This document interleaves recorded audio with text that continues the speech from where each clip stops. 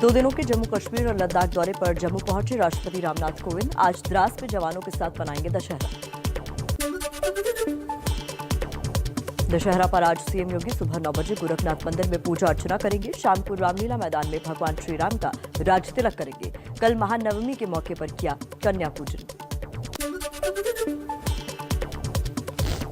दिल्ली के सीएम अरविंद केजरीवाल आज दशहरा कार्यक्रम में शामिल होंगे। लाल किला मैदान में लवकुश रामलीला के दशहरा कार्यक्रम में मुख्य अतिथि के तौर पर आमंत्रित। कोरोना की वजह से शिवसेना शिवाजी पार्क में दशहरा रैली आयोजित नहीं करेगी। 50% क्षमता के साथ मुंबई के षणमुखानंद सभागार में दशहरा रैली का आयोजन होगा। आरएसएस का आज वार्षिक विजयादशमी उत्सव कार्यक्रम को सुबह 7:30 बजे संबोधित करेंगे संघ प्रमुख मोहन भागवत। कर्नाटक के मंदिरों में कोरोना से निपटने के लिए आज विजयादशमी के मौके पर होगी विशेष पूजा का आयोजन। महामारी खत्म करने के लिए देवी चामुंडेश्वरी की होगी आराधना। जम्मू कश्मीर के कुपवाड़ा में महानवमी के मौके पर भद्रकाली की पूजा। कश्मीरी पंडितों ने विशेष आरती कर लिया आशीर्वाद। दिल्ली में प्रदूषण के खतरे के चलते सार्वजनिक जगहों पर प्रतिमाओं के विसर्जन पर रोक। दिल्ली प्रदूषण कंट्रोल कमेटी ने लगाया प्रतिबंध।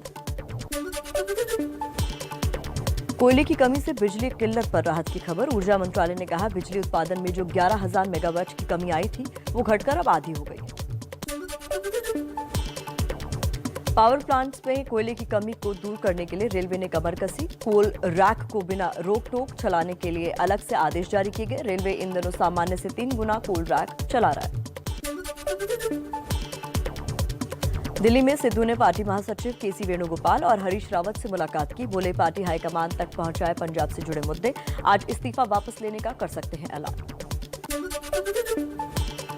सिद्धू के साथ बैठक के बाद हरीश रावत ने कहा कि सिद्धू कांग्रेस को मजबूत करने के लिए पूरी शक्ति से काम करे। हर चीज की प्रक्रिया होती है, एक दिन में स्थिति साफ हो जाएगी।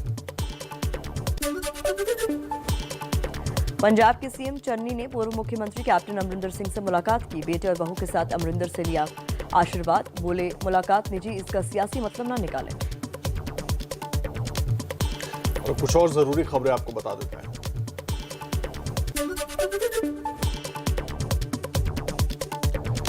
दिल्ली में छठ पूजा को लेकर सीएम केजरीवाल ने एलजी अनिल बैजल को चिट्ठी लिखी। सार्वजनिक जगह पर छठ पूजा के आयोजन की इजाजत देने की मांग की।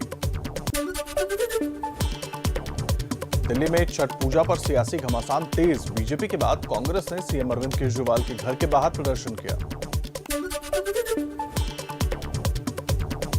अयोध्या में बीजेपी सांसद मनोज तिवारी ने सीएम केजरीवाल पर साधा निशाना। खुद को अंगद और अरविंद केजरीवाल को रावण बताया। कहा यूपी, उत्तराखंड, पंजाब और गोवा में छठ पूजा पर रोक नहीं है तो दिल्ली में क्यों। बीएसएफ का अधिकार क्षेत्र बढ़ाने पर राजनीति गरमाई। पंजाब में राजभवन के बाहर अकाली दल ने प्रदर्शन किया। कांग्रेस बोली राज्यों के अधिकार पर हमला। बीजेपी ने कहा सुरक्षा पर न हो राजनीति।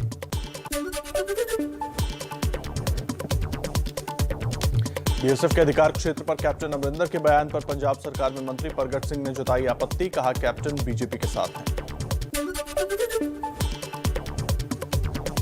बीएसएफ के आईजी सोलोमन यश मिंज से एबीपी न्यूज की खास बातचीत। बोले राज्यों के अधिकारों में कोई अतिक्रमण नहीं। राज्य पुलिस के सहयोग से ही बीएसएफ अपनी ड्यूटी करती है। रक्षा मंत्री राजनाथ सिंह दशहरे पर आज शस्त्र पूजा के साथ ऑर्डिनेंस फैक्ट्री बोर्ड से बनी 7 नई रक्षा कंपनियों को लॉन्च करेंगे। पीएम मोदी भी दोपहर 12 बजे वर्चुअली शामिल होंगे। अरुणाचल प्रदेश में चीन बॉर्डर पर बन रही सेला सुरंग का रक्षा मंत्री राजनाथ सिंह ने दिल्ली से वर्चुअली उद्घाटन किया। कहा बीआरओ की उपलब्धियां दुनिया में अध्ययन करने का विषय।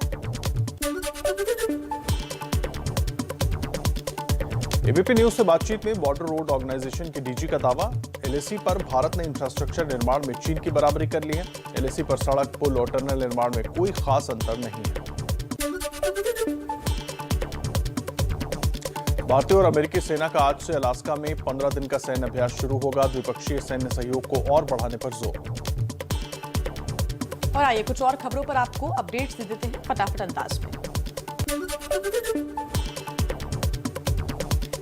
जम्मू के पुंछ में फिर सुरक्षा बलों की आतंकियों से मुठभेड़ शुरू हुई। एक जेसीओ और एक जवान के घायल होने की खबर। 11 अक्टूबर को इसी इलाके में 5 जवान हुए थे शहीद।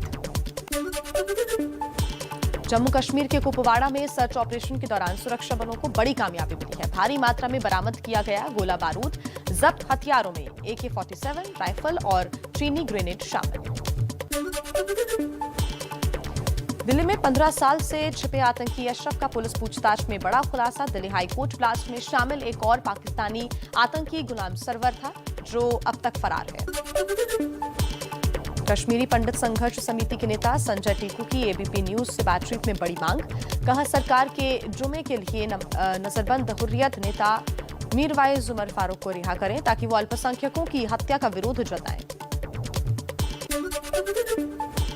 पीएम मोदी आज सुबह 11 बजे सूरत के बॉयज हॉस्टल के पहले चरण का करेंगे शिलान्यास। ये छात्रावास सौराष्ट्र पटेल सेवा समाज की तरफ से बनाया जा रहा है।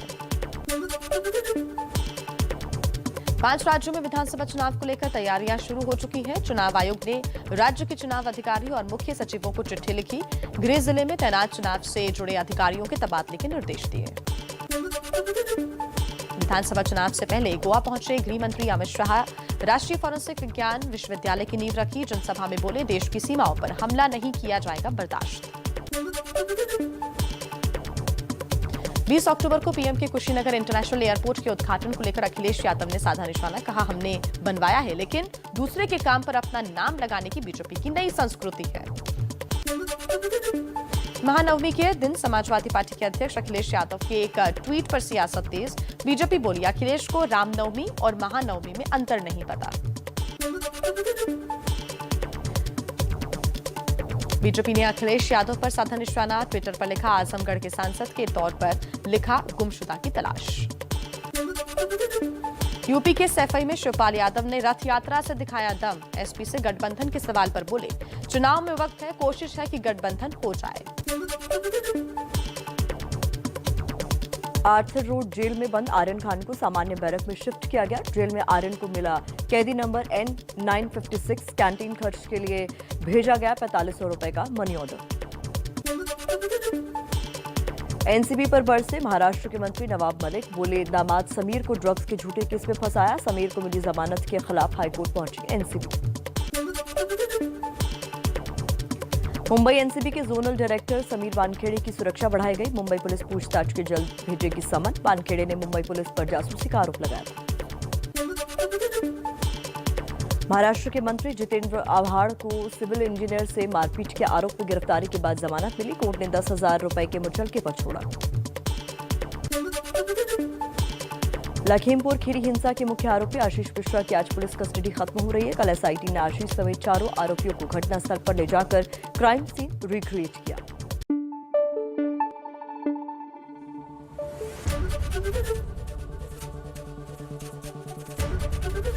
ABP न्यूज आपको रखे आगे।